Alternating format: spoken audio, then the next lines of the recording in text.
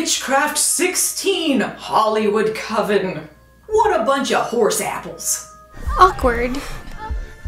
Yeah? I already covered that the last couple movies are a continuity mess, so I got good and bad news. The good news is, you don't gotta worry about the overarching Witchcraft storyline anymore. The bad news is, you got a whole lot of something else to figure out. I am genuinely stupefied by this movie. Witchcraft goes meta on us! Sorta? Kinda? Witchcraft 16, Hollywood Coven, follows the ending of Witchcraft 15, except it isn't the ending of Witchcraft 15, it's the ending of Crystal Force 15, the newest in a fictional movie and movie universe that are actually the Witchcraft sequels. I don't know why they don't just call them Witchcraft. Maybe they thought we'd be too confused if they did that, but things sure are cleared up now.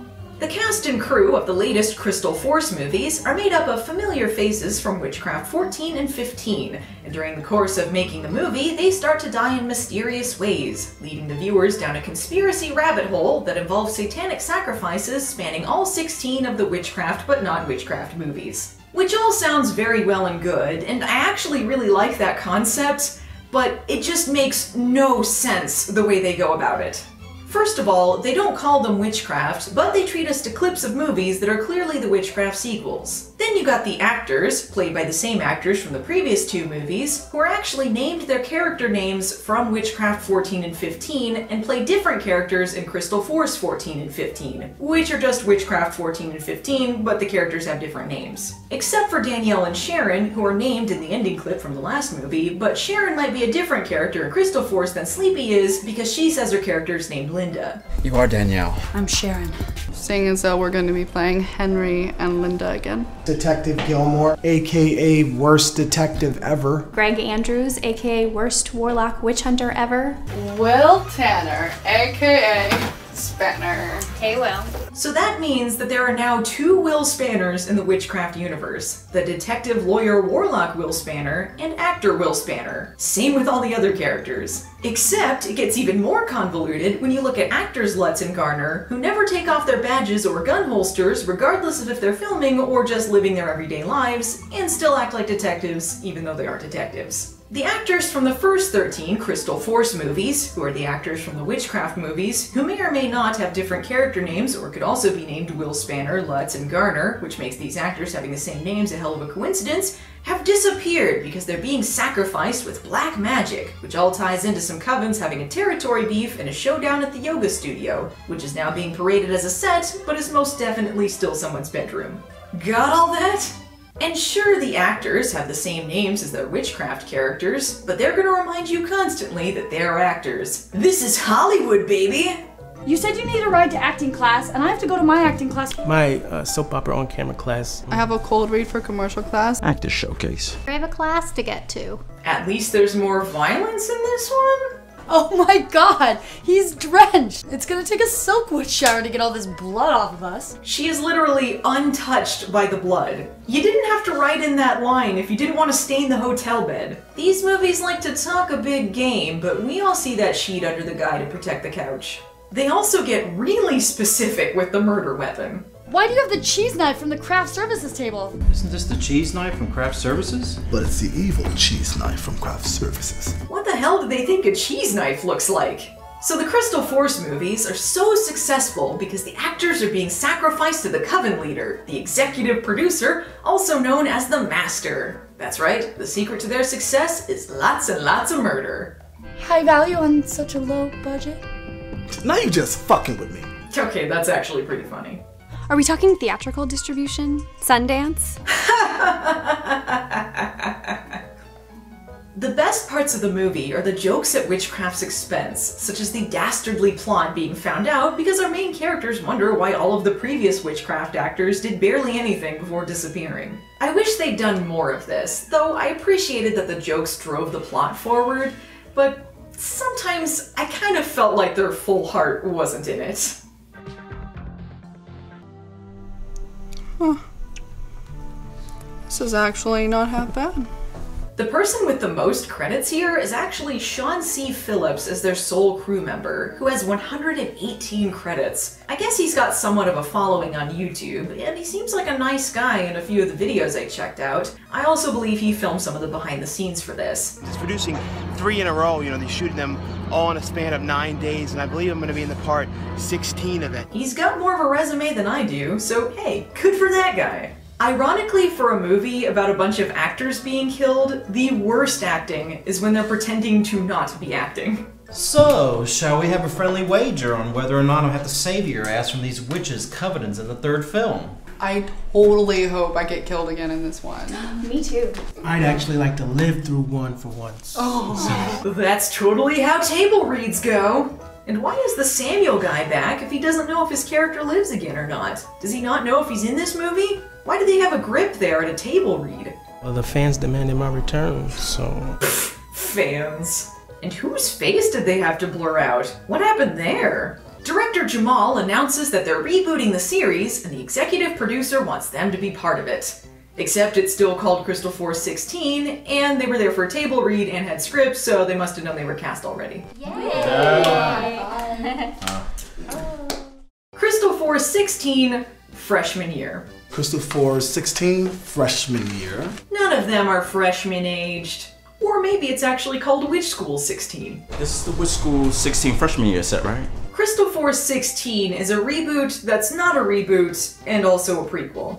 This is the first seduction scene between Iris and Henry. Iris is the mother of your character in Crystal Force 14 and 15. So Crystal Force 16 freshman year is about her character's mother, who's also played by her? And they're using the script for the movie we're currently watching, which I guess means it includes scenes from their real life? He's in there shooting a scene. Oh shit, that means I'm late. Just head to that? Yeah. Thanks. Holy shit. That is one good-looking man, and I'm not even gay. Understatement of the century. More like overstatement of the century, am I right? I mean, he's not ugly, but...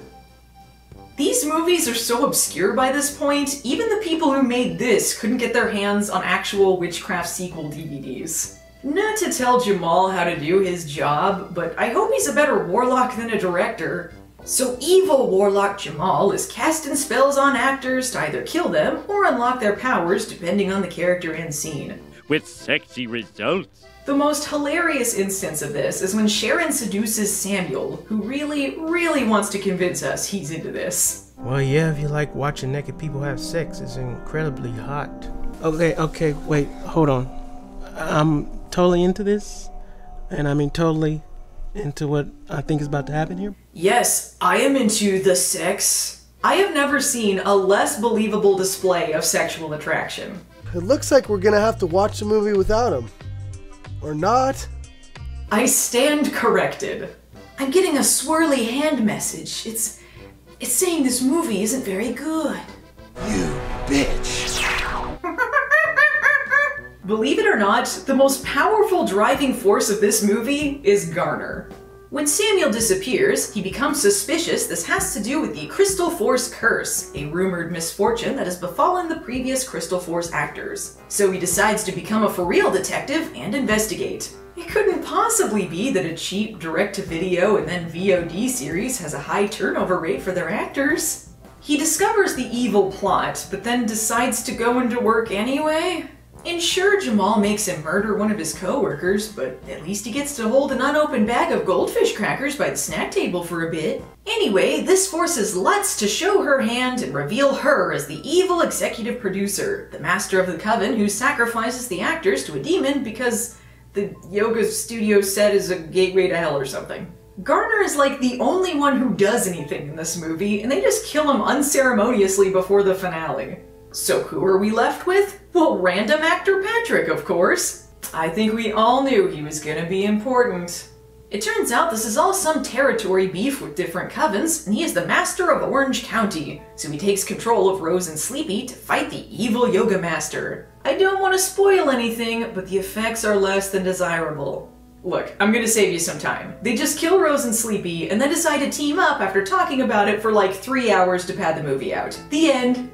Man, oh man, what a takedown of cutthroat Hollywood, am I right? Unfairly overlooked for an Oscar nomination, if you ask me. This movie is both better and worse than the previous two movies, and that, at least to me, it actually felt like a movie. Hard to follow movie, but a movie. Witchcraft 14 had the most cohesive story, but it wasn't terribly creative and had a different writer. I think the dialogue here was a little easier for the actors to wield, so it actually does improve their performances somewhat. And I do enjoy the idea behind it, that there's witchcraft going on behind the scenes of a witchcraft movie, while also poking fun at the franchise. The biggest issue I have is that they just make it needlessly confusing by keeping the character names and not fully committing to the concept. I wish they'd amped up the in-jokes about the series just a little bit and had more fun at Witchcraft's expense. Wait, you're not gay? No. Huh.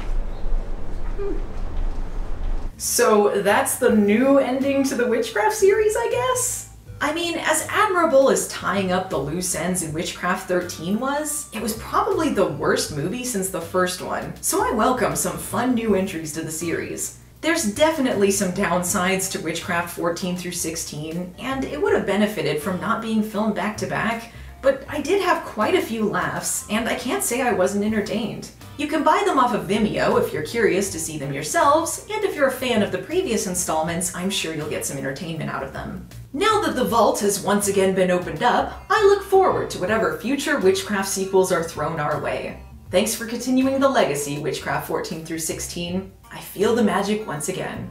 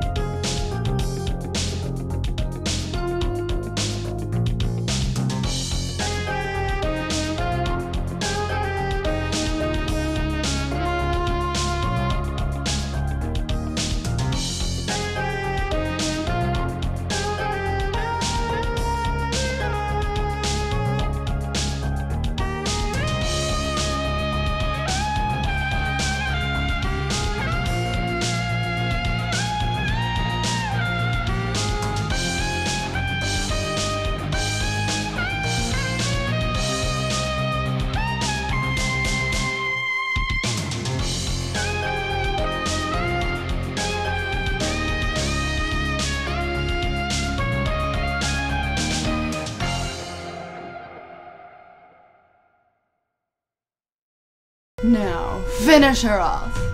And then we'll go get some cold press.